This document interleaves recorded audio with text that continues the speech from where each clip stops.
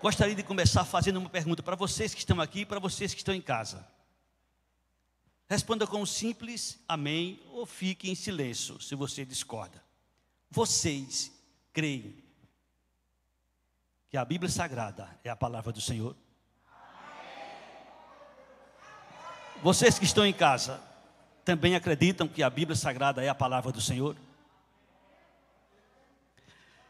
Vou fazer uma pergunta que essa eu já sei a resposta para os irmãos que estão aqui nessa manhã. Existe uma promessa da parte de Deus que alguns que fazem parte da igreja não passarão pela morte. Serão transformados e serão arrebatados juntos com os que morreram e na ocasião ressuscitaram. Você que está aqui, você que está em casa, gostaria de ter esse privilégio de não morrer, de ser transformado e ser arrebatado para os céus? Sim? Sim? Pois se prepare, que todos os teólogos dizem que a igreja ou será arrebatada antes da grande tribulação, ou no meio da grande tribulação, ou depois da grande tribulação. Os que dizem que a igreja será arrebatada antes da grande tribulação, dizem que a igreja passará pelo princípio das dores. Os que dizem que a igreja será arrebatada no meio da grande tribulação, você tenta imaginar o que a igreja passará. E os que dizem que a igreja passará pela grande tribulação, tenta imaginar o que a igreja passará. Será que se eu fizesse a mesma pergunta, você ia dizer sim de novo? Será que você está preparado para passar os princípios das dores, a grande tribulação, se for o caso? Eu não vou perguntar não. Eu não vou perguntar não, se vocês estão preparados para isso. Mas eu quero dizer para todos vocês que estão aqui e os que estão em casa, que se Deus preparou para que nós passássemos pelo princípio das dores ou pela grande tribulação, não te preocupa. Jesus disse: estarei com vocês todos os dias até a consumação dos séculos. Amém? Glória a Deus. Eu vou ler um versículo como base para a mensagem desta noite, desta manhã, que se encontra na carta de Paulo aos Romanos, capítulo 11, versículo 22. E não vai ser nem o versículo todo, vai ser só a parte A deste versículo.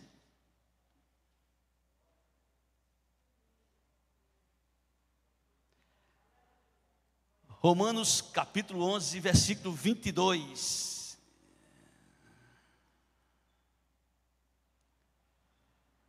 Diz assim a palavra do Senhor: considerai, pois, a bondade e a severidade de Deus. Eu só quero ler essa parte. Vamos juntos? Considerai, pois, a bondade e a severidade de Deus. Mais uma vez.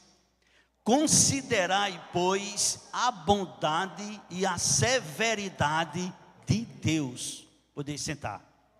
Bendito seja o nome do Senhor Jesus. Acredito que você já ouviu essa frase e você vai ouvir muitas vezes. Deus é bom o tempo todo Deus é bom. Vamos juntos? Deus é bom o tempo todo Deus é bom. Verdade. Deus jamais deixará de ser bom. É um de seus atributos, a bondade. Só que Deus não é só bom. Deus também é justo. Deus também é severo. Daí a razão de Paulo chamar a nossa atenção, chamar a atenção de todos. Considerai, pois, a bondade de Deus. Não tem nenhuma dificuldade da gente entender e da gente considerar a bondade de Deus. É coisa que nós desfrutamos. Porém, muitos estão desconsiderando, muitos não estão considerando a severidade de Deus. E isto já é previsto pelo próprio Deus, que no fim dos tempos, a igreja vai se misturar, a igreja visível, não a igreja invisível.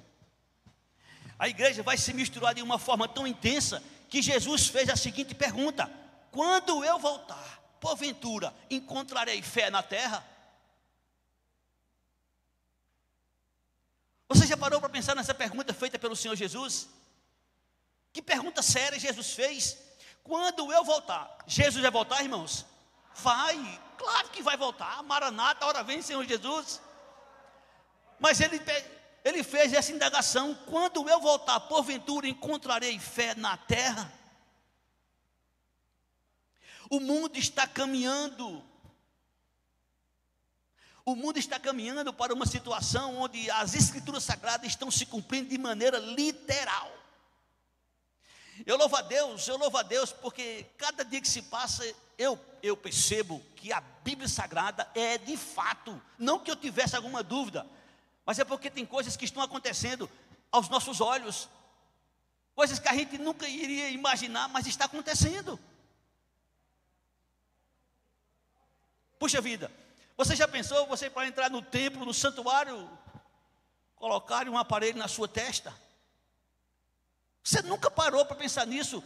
Você nunca imaginou que isso um dia poderia acontecer? Você nunca parou para pensar, você nunca imaginou que isso poderia acontecer?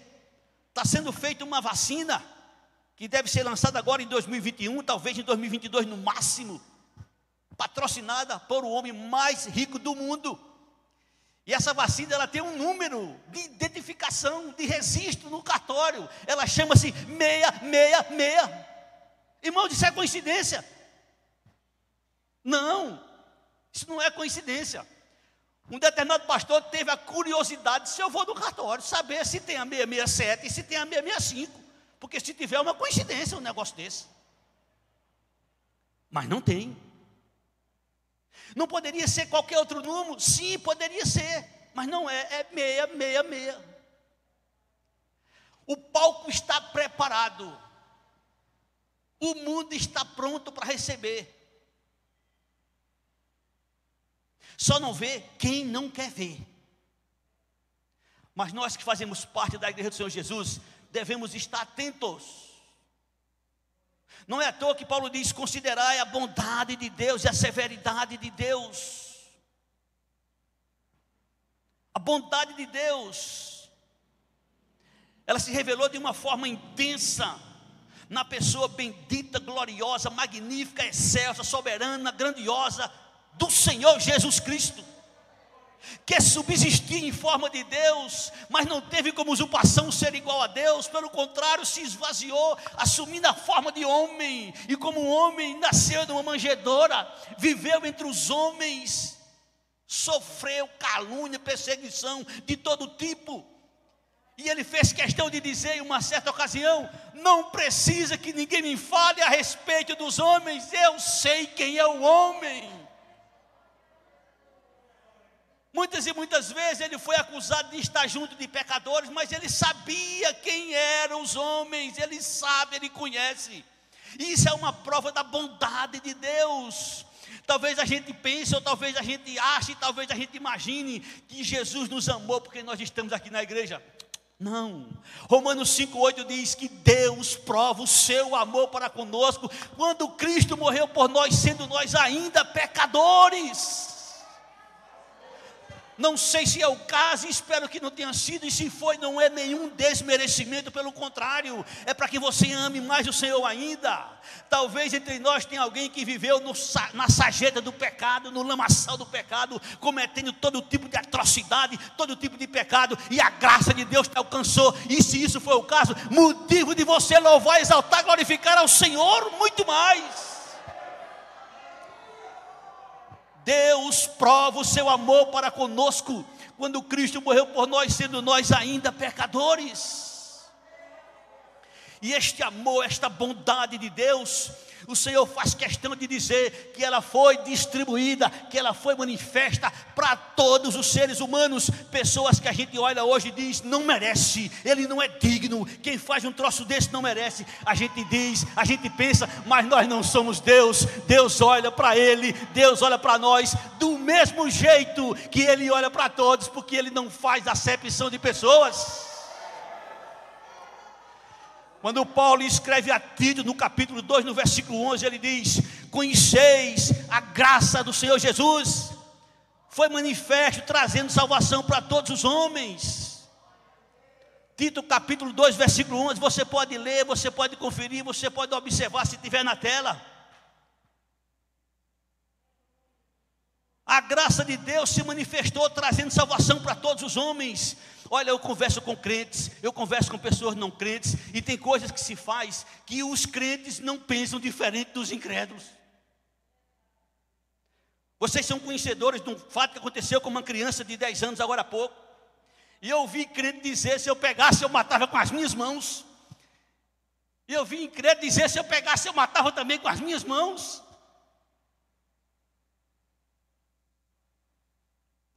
Mas o amor de Deus é uma coisa completamente diferente. A gente não consegue entender, porque nós somos limitados. A gente não consegue entender, mas a gente pode crer, a gente pode desfrutar, a gente pode considerar a bondade de Deus e a severidade de Deus. Andam lado a lado, não se separam. Nessa manhã, com a graça do Senhor, nós iremos meditar em algumas coisas bem interessantes. Eu tenho dito, e parece que isso não vai acontecer, mas um dia eu terei a missão de pregar pela última vez. Não sei se é hoje. Um dia você terá também a última oportunidade de vir para um templo louvar, adorar o Senhor. Não sei se é hoje, mas pode ficar certo disso, que vai acontecer, vai comigo e com você. A gente não sabe quando, e a gente não imagina que vai chegar. A gente não acredita, a gente não quer nem pensar nisso, mas vai chegar. Tomara que não chegue. Tomara que a gente seja transformado e levado para o louvor e para a glória do Senhor. Essa bondade de Deus, ela é reconhecida de uma forma tão magnífica, que o Senhor faz questão de dizer no Salmo 25, versículo 8. Olha o que é que diz o salmista, Salmo capítulo 25, versículo 8. Assim está escrito na palavra do Senhor nosso Deus: bom e reto é o Senhor, por isso aponta o caminho aos pecadores. Bom e reto é o Senhor, Ele aponta o caminho aos pecadores. E o caminho que Ele aponta não é o caminho da perdição não, é o caminho da salvação. Não é à toa que Deus faz questão que tenha centenas, milhares de igrejas pregando, falando, notificando, divulgando Jesus, o único Senhor, Jesus, o único Salvador, Jesus, o único que pode nos livrar. Não é à toa que existem milhares e milhares e milhares e milhares de Bíblias espalhadas pelo mundo, dizendo: lâmpada para os meus pés é a tua palavra, luz para os meus caminhos. Não é à toa que o Senhor deixou para nós a Bíblia Sagrada, para que a gente possa conhecer, desfrutar da verdade. Porém, a verdade do Senhor, ela não se limita só à sua bondade, ela também se limita à severidade. E é por isso que Paulo chama a atenção da igreja, é por isso que Paulo chama a atenção de quem crê na Bíblia. Gálatas capítulo 6, versículo 7. De Deus não se zomba. De Deus não se zomba. O que o homem plantar, vai colher.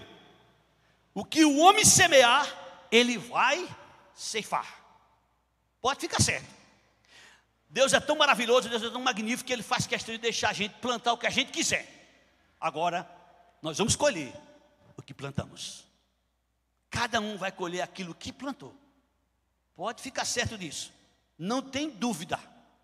De Deus não se zomba. O que o homem plantar, ele vai colher. Uma das maiores provas que a gente pode ter da severidade de Deus chama-se a crucificação de Jesus. Talvez você não saiba, talvez você não queira acreditar, mas a crucificação de Jesus foi programada, foi preparada, foi arquitetada, foi elaborada pelo próprio Deus. O que é isso? Sim, você vai ouvir, você vai ver. Isaías 53, versículo 3 e versículo 4. Isaías 53, versículo 3, versículo 4, de uma forma resumida, nos mostra o que aconteceu com Jesus. Preste atenção no que diz a palavra do Senhor. Isaías 53, versículo 3, versículo 4. Assim está escrito, e eu creio nas Escrituras Sagradas. Diz o Senhor através do salmista: Ele era desprezado e o mais rejeitado entre os homens, homem de dores e que sabe o que é padecer, e como um de quem os homens escondem o rosto, era desprezado e dele não fizemos caso. Certamente ele tomou sobre si as nossas enfermidades e as nossas dores levou sobre si, e nós o reputávamos por aflito, ferido de Deus e oprimido. Mas ele, versículo 5, foi traspassado pelas nossas transgressões e moído pelas nossas iniquidades. O castigo que nos traz a paz estava sobre ele, e pelas suas pisaduras fomos sarados. Mas eu havia dito que foi a vontade de Deus, que foi projeto de Deus, que foi plano de Deus, sim. Observa a continuação da leitura, versículo 10.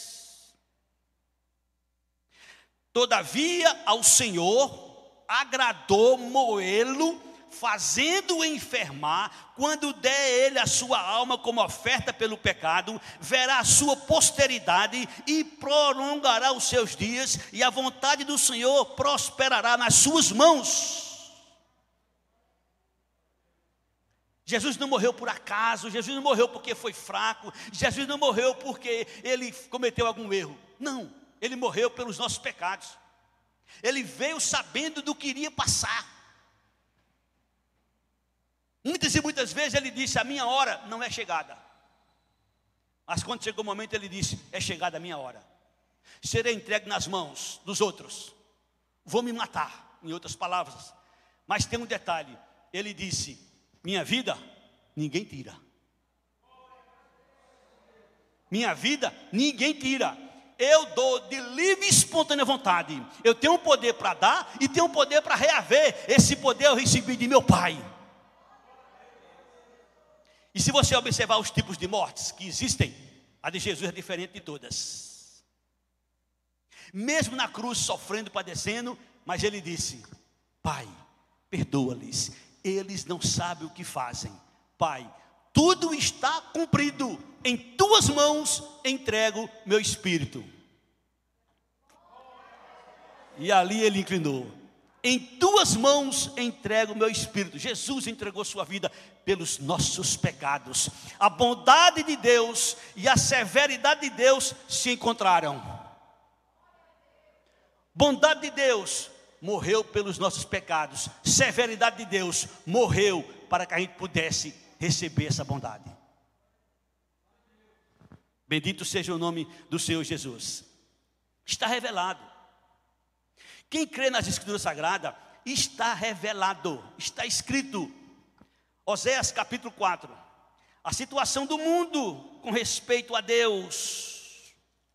Versículo 1 e 2. Diz o Senhor: ouvi a palavra do Senhor, vós filhos de Israel, porque o Senhor tem uma contenda com os habitantes da terra. Porque na terra não há verdade, não há amor, nem conhecimento de Deus. O que prevalece na terra é perjurar, mentir, matar, furtar, adulterar, arrombamentos e homicídios sobre homicídio. É isso que a gente vê ou não? Quem liga a sua TV na hora do jornal, o que é que você escuta? Tudo isso que o Senhor aqui usou através do profeta Oséias para nos revelar, tudo isso é o que prevalece na terra. Considerai, pois, a bondade de Deus e a severidade de Deus.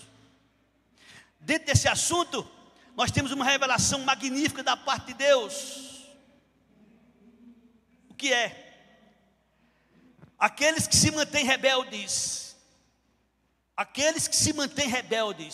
com o coração duro, sem querer se humilhar, sem querer se sujeitar ao que Deus revela, ao que Deus fala, ao que Deus diz, esses têm um lugar que espera por eles. Livro de Atos, capítulo 7, versículo 51. o Senhor usando Estevão, ele diz, capítulo 7, versículo 50,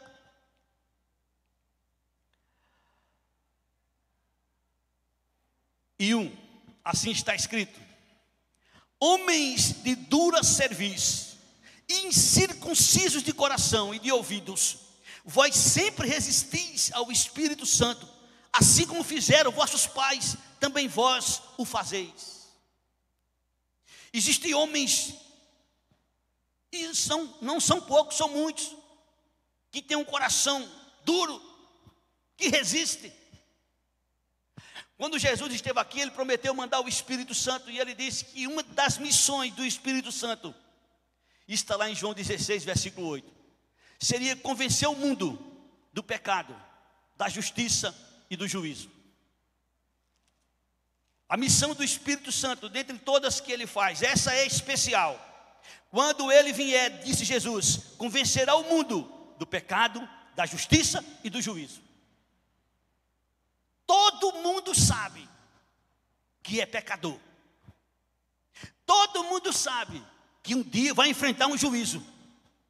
Todo mundo sabe, até os incrédulos dizem, a justiça de Deus é justa. Isso é inevitável, porque isso é uma tarefa do Espírito Santo, de convencer o mundo do pecado, da justiça e do juízo. Palavra do Senhor Jesus: quando ele vier, convencerá o mundo do pecado, da justiça e do juízo. Existem dois lugares que está destinado para os seres humanos. Não pensem vocês, não pense você que está me assistindo na sua casa ou que vai assistir em outro momento qualquer, que nossa vida se limita apenas a esses dias aqui na terra, não. Quando a gente morre aqui, não é o fim. Existem dois lugares preparados por Deus, um chamado de céus e outro chamado de inferno. O grande sábio Salomão já dizia no capítulo 15, versículo 24 de Provérbios. Capítulo 15, versículo 24. Assim está escrito: para o sábio há o caminho da vida que o leva para cima, a fim de evitar o inferno embaixo. Um caminho que leva para cima, um caminho que leva para baixo. Se você não lembra, mas eu vou fazer você se lembrar agora. Alguém, em um determinado momento, disse: eu sou o caminho, a verdade e a vida. Ninguém vem ao Pai, senão por mim. Ele se chama Jesus. Bom, o Senhor também faz questão de nos revelar quem é que vai para cima, quem é que vai para baixo. A Escritura Sagrada, ela nos mostra. E ela não diz que é você ou que é eu. Não. São nossas ações, são nossas atitudes relacionadas à pessoa de Jesus que vai dizer se vamos para cima, se vamos para baixo. O salmista, no capítulo 9, no versículo 17, ele diz uma coisa bem interessante. Os perversos serão lançados no inferno, e todas as nações que se esquecem de Deus. Como é que o mundo está vivendo? Como é que o mundo vive? O mundo não quer saber de Deus. Nós estamos aqui nesta manhã porque nós queremos alguma coisa com Deus. Hoje é um domingo, você poderia estar em casa com a sua família, algumas coisas estão liberadas, você poderia estar viajando, mas você disse: não, eu quero ir para a igreja. Apesar de ser um número limitado, não pode ir mais de 50, mas eu quero ir para a igreja, porque eu tenho fome, eu tenho sede, eu quero ouvir a palavra de Deus, eu quero louvar a Deus, eu quero adorar a Deus. Você que está em casa, poderia estar assistindo qualquer outra coisa nesse momento, e existem milhares e milhares de opções para você estar assistindo qualquer coisa. Você diz: não, eu quero estar assistindo o culto, porque eu quero algo de Deus, eu tenho um negócio com Deus, eu tenho um compromisso com Deus. Então, essas pessoas que têm compromisso com Deus, Deus tem compromisso com elas. Mas aqueles que não têm compromisso com Deus, Deus também não tem compromisso com eles. Vou repetir, Salmo 9:17. Os perversos serão lançados no inferno e todas as nações que se esquecem de Deus. Quem são os perversos? Quem são os que se esquecem de Deus? Resumindo, são aqueles que vivem de acordo com a sua vontade. São aqueles que vivem de acordo com a sua vontade. Faz o que quer, do jeito que quer, não dá satisfação a ninguém. Bom, quem assim procede, quem assim vive, é porque não quer nada com Deus. Não quer nada com Deus. Mas o Senhor nos chama a atenção. O Senhor nos adverte. Através de Salomão, no capítulo 11 de Eclesiastes, no versículo 9, ele diz uma coisa bem interessante.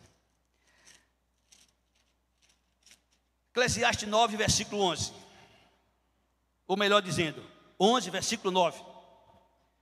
Alegra-te, jovem, na tua juventude, e recreie-se o teu coração nos dias da tua mocidade. Anda pelos caminhos que satisfazem ao teu coração e agradam aos teus olhos. Sabe, porém, que de todas estas coisas Deus te pedirá contas. Faça o que você quer fazer. Ande por onde você quer andar. Faça o que você tem vontade. Mas não esqueça, Deus vai pedir conta. Vai chegar a hora da conta. Vai chegar a hora da cobrança. Vai chegar a hora de você dar satisfação. O mesmo sábio Salomão, no capítulo 12, versículo 13 e 14, ele termina este livro, dizendo assim: de tudo que se tem ouvido, a suma é, 2 pontos. Teme a Deus e guarda os seus mandamentos, porque isto é o dever de todo homem, porque Deus há de trazer a juízo todas as obras, até as que estão escondidas, quer sejam boas, quer sejam más. Estão lembrados da severidade de Deus? Estão lembrados que o homem plantar, ele vai colher? Talvez não seja hoje, talvez não seja amanhã, mas ele vai ressuscitar para chegar o dia da prestação de contas. Na humanidade, existem algumas verdades absolutas que a gente não vai contestar. Porém, existem algumas mentiras que, por tanto falar nelas, se parece verdade. Hoje é comum você escutar, você ouvir, você ver até grupos religiosos dizer: não existe inferno. Hoje é comum. E existe uma dúvida: será que realmente existe ou não existe? Bom, eu só quero aguçar a sua mente nesse momento. O inimigo, ele é muito astuto e ele é muito sábio. Se a gente observar a história dele, a gente vai perceber algumas coisas interessantes. Primeiro, ele chegou para Eva e disse: é certo que não morrerás. Ele lançou dúvida: pode comer, Eva, que fruta deliciosa, olha que coisa maravilhosa, olha que atração, olha que deve ser muito gostoso. Não, mas se eu comer, morre. Não morrerá, certamente não morrerás. Vocês estão lembrados da história do dilúvio? É comprovado cientificamente que o dilúvio existiu. Mas como era que procedia as pessoas no tempo de Noé? O inimigo estava na mente deles: conversa, nunca choveu, vai chover agora. Isso é mentira, isso não é verdade. Esse homem está louco. Os cristãos há 2000 anos que pregam: Jesus vai voltar, Jesus vai voltar, Jesus vai voltar. Conversa fiada, se ele chegar aqui, a gente mata ele de novo. Alguns dizem isso. Escuta com atenção. Se o inferno existe ou não. Você não é obrigado a crer. Agora Deus nos obriga a pregar. Porque se a gente não pregar, Ele vai cobrar da gente. Você pensa que a gente fica aqui em cima à vontade? Quem tem compromisso com Deus, quem tem responsabilidade com Deus, quando vem pregar, suas pernas tremem. Só sabe quem vem pregar. Quem não vem, não sabe não. Quem não vem, não sabe não. O que é isso não? Olha a responsabilidade do pregador, do atalaia, do que tem compromisso com Deus. Ezequiel, presta atenção. O que é que está escrito? Capítulo de número 3, versículo 17 a 19.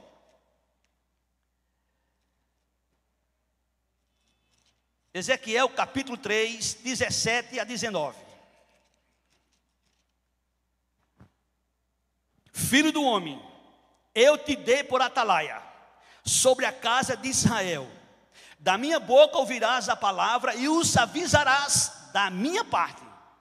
Quando eu disser ao perverso, certamente morrerás, e tu não o avisares, e nada disseres para o advertir do seu mau caminho, para lhe salvar a vida, esse perverso morrerá na sua iniquidade, mas o seu sangue da tua mão o requererei. Mas se avisares o perverso e ele não se converter da sua maldade e do seu caminho perverso, ele morrerá na sua iniquidade, mas tu salvaste a tua alma. Tu cumpriste com a tua missão, com o teu papel. Veja bem, será que não existe o inferno? Vamos começar ouvindo Jesus. Jesus falou sobre o inferno diversas vezes, mostrando ao povo o perigo da maldição eterna. Ele até contou uma história de dois homens, lá em Lucas 16, 22 a 23, Jesus, resumindo, ele diz que esses dois homens morreram, um deles chamava-se Lázaro, e olha o que é que acontece. Eu não vou ler toda a história porque ela é grande e eu tenho muita coisa para falar, mas eu quero resumir. Lucas 16, 22 e 23, diz assim: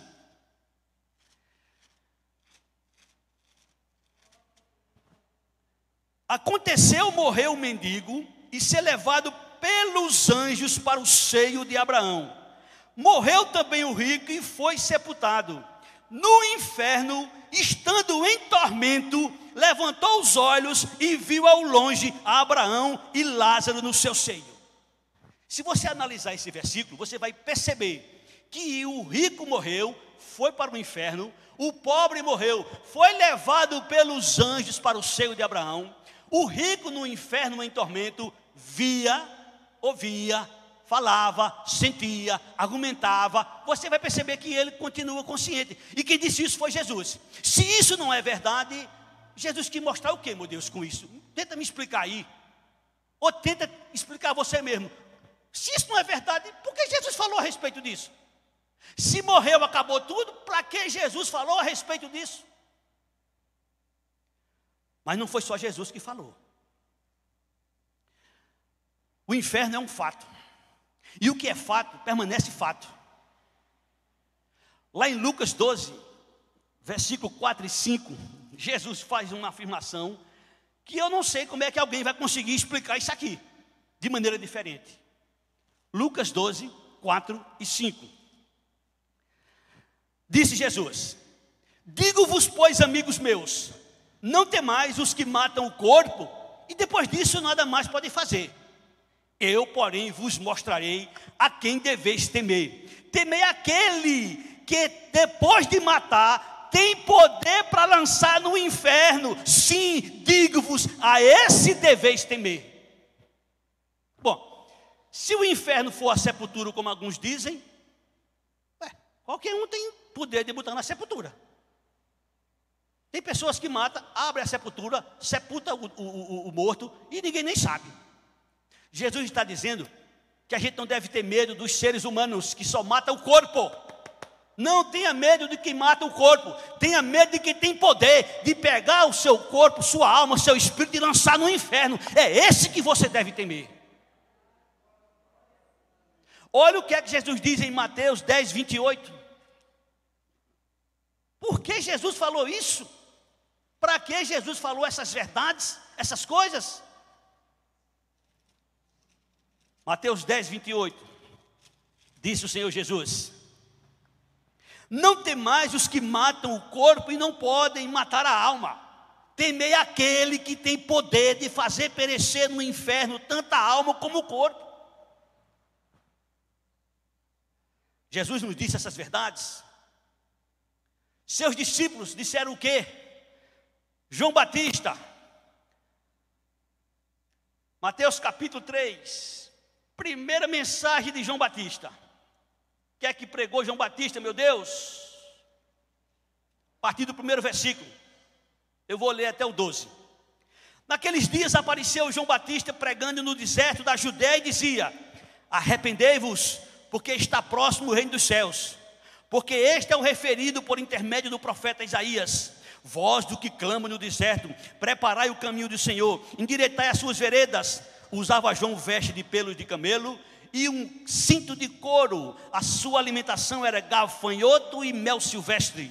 Então saíam ter com ele Jerusalém, toda a Judéia, toda a circunvizinhança do Jordão, e eram por ele batizados no rio Jordão, confessando os seus pecados. Vendo ele, porém, que muitos fariseus e saduceus vinham ao batismo, disse-lhe João: raça de víboras, quem vos induziu a fugir da ira vindoura?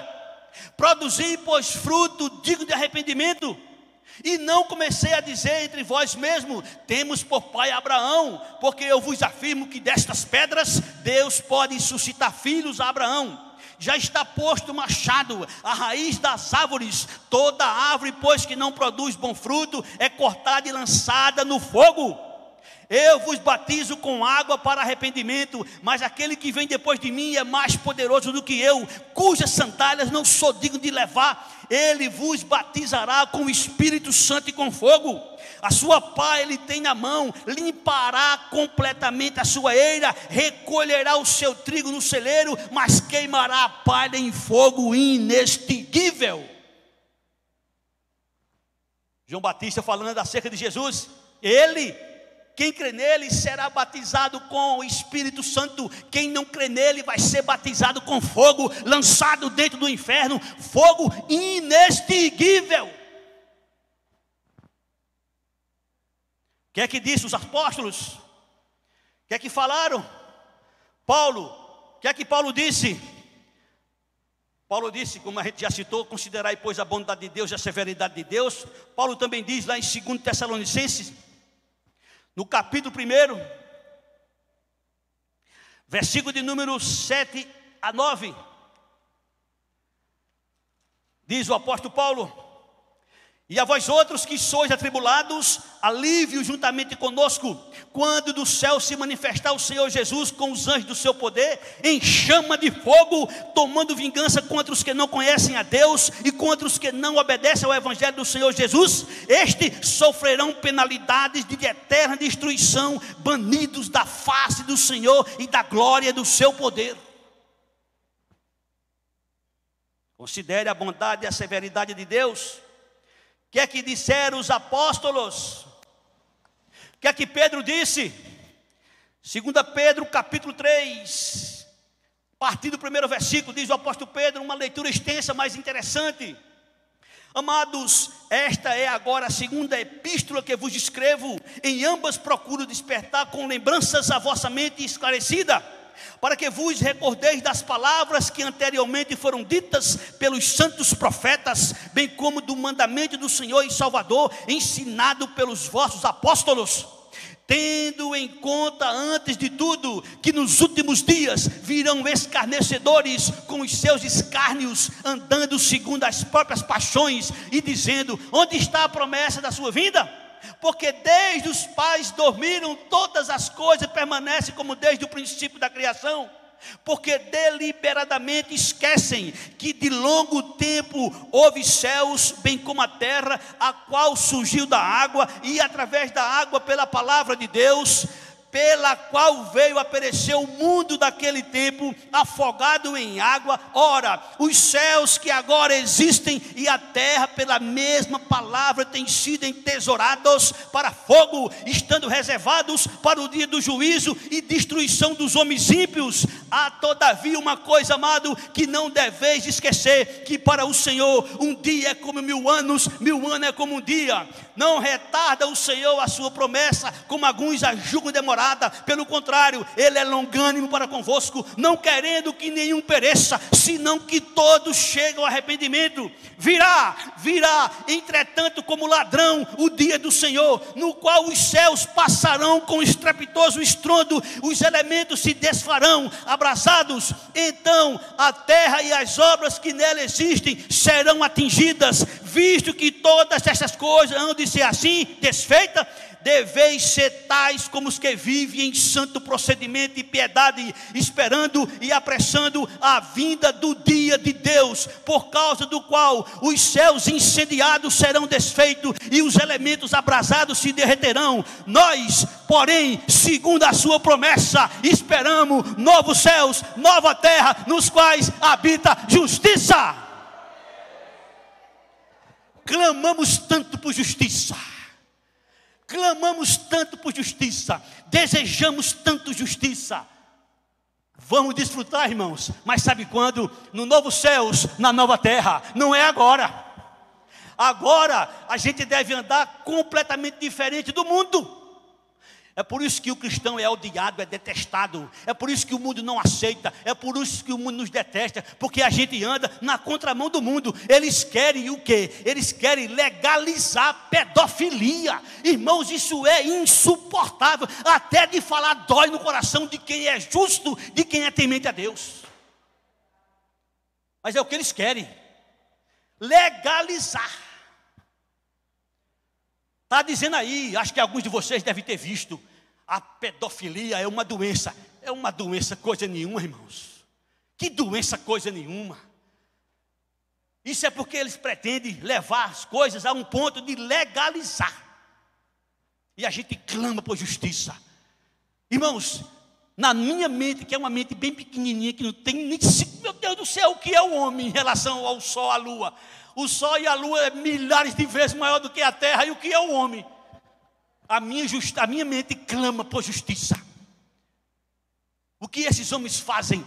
O que esses homens vivem fazendo e praticando no mundo? Se não tivesse inferno, eles estavam vivendo no céu. Mas o inferno os aguarda. Eles vão clamar. Eles vão ver o que é, se não se arrependerem. O tempo está passando, eu queria falar sobre Judas, eu queria falar sobre Tiago, eu queria falar sobre os apóstolos que pregaram, que deixaram sobre o inferno. Mas eu quero chamar a sua atenção. Você que está em casa me ouvindo, você que vai me ouvir não sei quando, sua vida está em jogo. Sua vida está em jogo. Não pense que aqui morreu, acabou. Não, sua vida está em jogo. Todos nós vamos morrer, sim. Só que de duas maneiras diferentes. Uns morrem com Jesus, outros morrem sem Jesus. Uns morrem com Jesus, outros morrem sem Jesus. Como é que a gente pode saber? Muito simples. É só usar a nossa inteligência. Quem é que morre com Jesus? Os que viveram com Jesus na terra. Você está com Jesus? Você vive com Jesus? Então fica tranquilo, você vai morrer com Ele. Agora, Deus é justo. Se eu na terra não quis saber de Deus, se eu na terra não quis saber de Jesus, não tem a menor possibilidade de eu morrer com Jesus. Eu vou morrer sem Jesus. Quem assim procede, vai morrer sem Jesus. Graças a Deus, fazem 40 anos que eu me rendi ao Senhor Jesus, que eu o reconheci como Senhor, como Salvador da minha vida, e vou estar sempre com Ele, por causa dEle, e é Ele que nos sustenta. É Ele, a glória, a honra e o louvor é dEle. Bendito seja o nome do Senhor Jesus. Isso quer dizer que alguns vão morrerem salvos, isso quer dizer que alguns vão morrerem perdidos. Não existe outro meio termo. Escuta o que é que vai acontecer. Mateus capítulo 25, versículo 34. Palavras do Rei Jesus. Mateus 25, 34. Disse o Senhor Jesus o seguinte: então dirá o rei aos que estiverem à sua direita: vinde benditos de meu Pai, entrai na posse do reino que vos está preparado desde a fundação do mundo. Olha que coisas gostosas de ouvir. Já pensou? Jesus narra que ele vai colocar uns para a direita, outro para a esquerda. Ele vai separar em 2 grupos. Os que estiverem à direita, ele vai dizer: vinde benditos de meu Pai, entrai no reino que está preparado desde a fundação do mundo. Os que estiverem à esquerda, ele vai dizer: apartai-vos de mim, malditos, para o fogo eterno, preparado para o diabo e seus anjos. Põe na tela o versículo 41, por favor.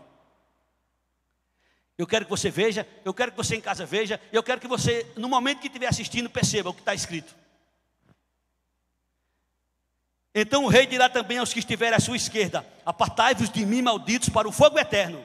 Digam comigo, termine comigo: preparado para o diabo e os seus anjos. O inferno não foi feito para o homem. O inferno foi preparado para o diabo e os seus demônios, que os anjos que se referem aí são os demônios.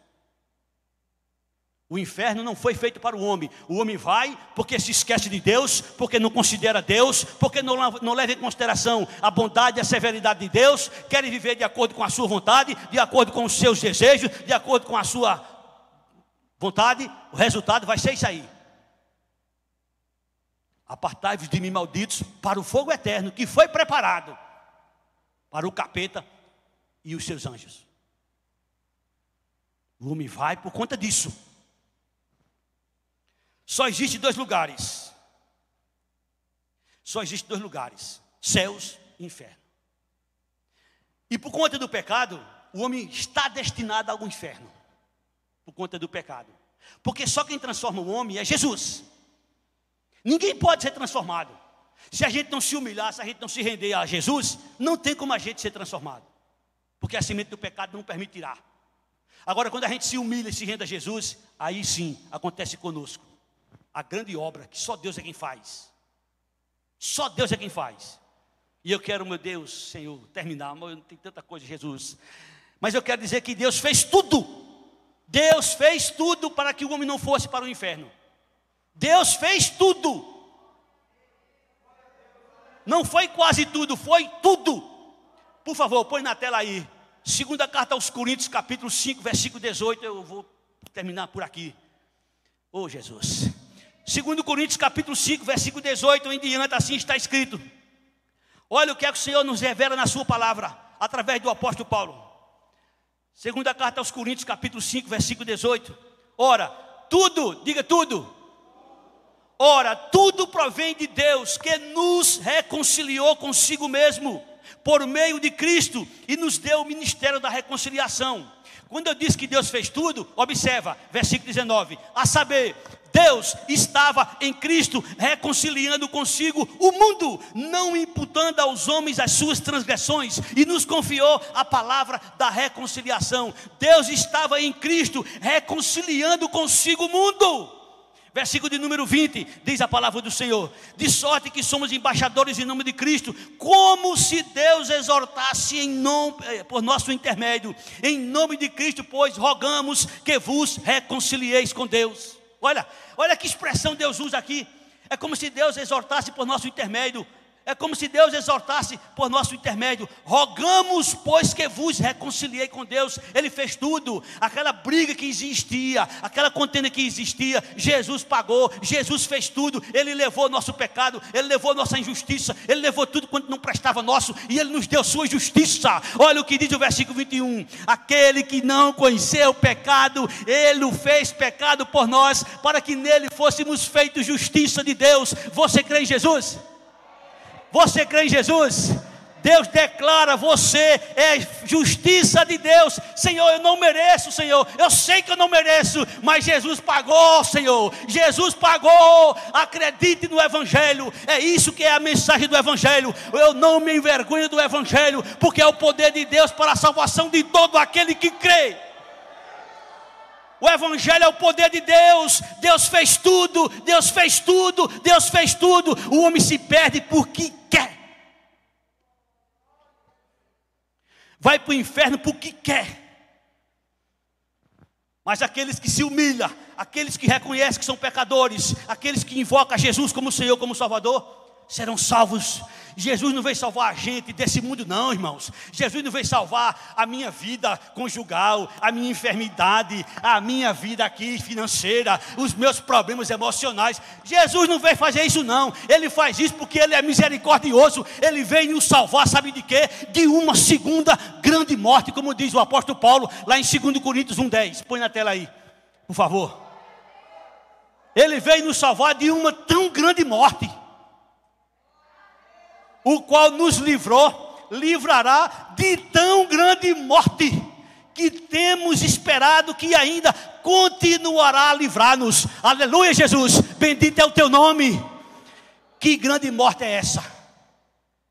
Hugo, prepara aqui o pessoal. Que grande morte é essa? Apocalipse capítulo 20, versículo 14, versículo 15. Eu falei do inferno. O inferno é um café pequeno. Olha o que é que vai acontecer com o inferno. Apocalipse 20, 14 e 20. Então a morte e o inferno foram lançados para dentro do lago de fogo. Esta é a segunda morte, o lago de fogo. E se alguém não foi achado inscrito no livro da vida, esse foi lançado para dentro do lago de fogo. Seu nome já está inscrito no livro da vida?